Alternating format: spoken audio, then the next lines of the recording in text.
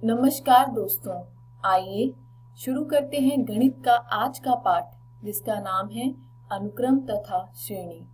इसी को हम अंग्रेजी में सीक्वेंसेस एंड सीरीज के नाम से जानते हैं। तो चलिए बच्चों आगे बढ़ते हैं और देखते हैं कि आज हम क्या पढ़ेंगे। विशेष अनुक्रमों के n पदों का योगफल यानी sum to n terms of special series.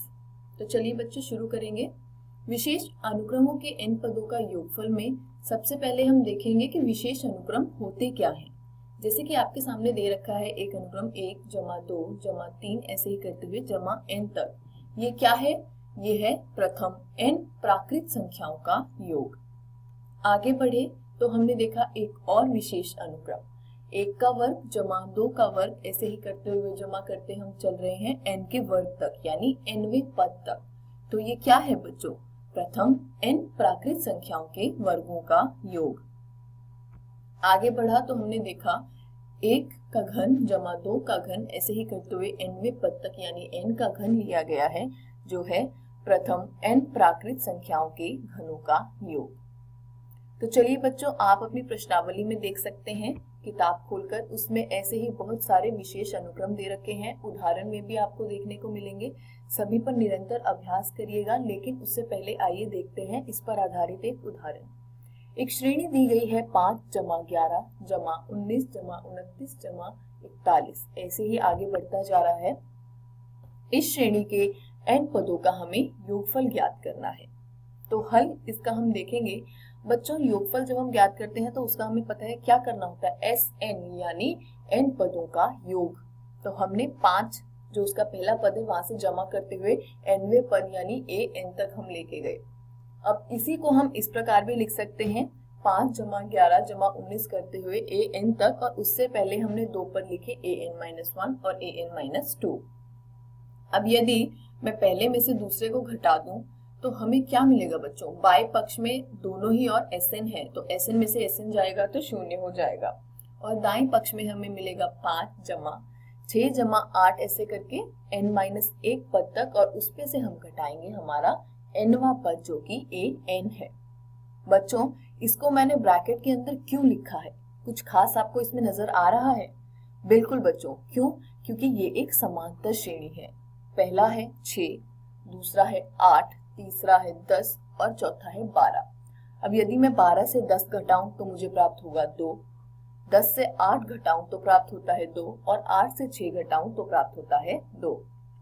यानी एक ये समांतर श्रेणी है जिसका हम योगफल ले रहे हैं।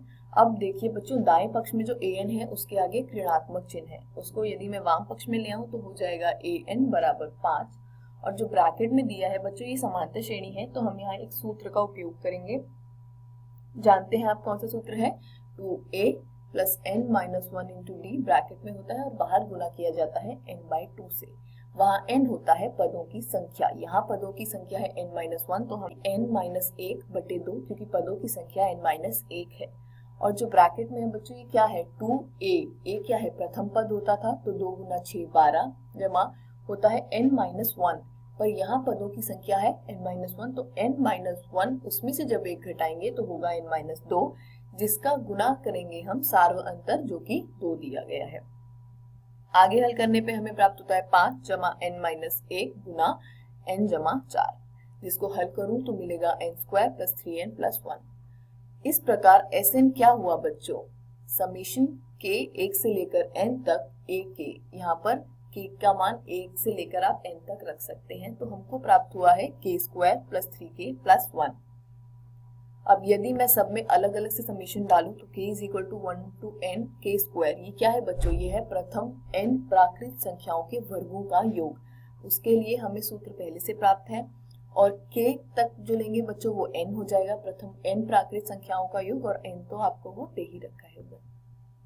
तो ये हुआ n into n plus 1 into 2n plus 1 divided by 6। ये क्या है बच्चों? ये प्रथम प्राकृत जो n संख्याएं थी उनके वर्गों का योग है। आगे हल करके देखेंगे तो हमें प्राप्त होगा n गुना n जमा 2 गुना n जमा 4/3।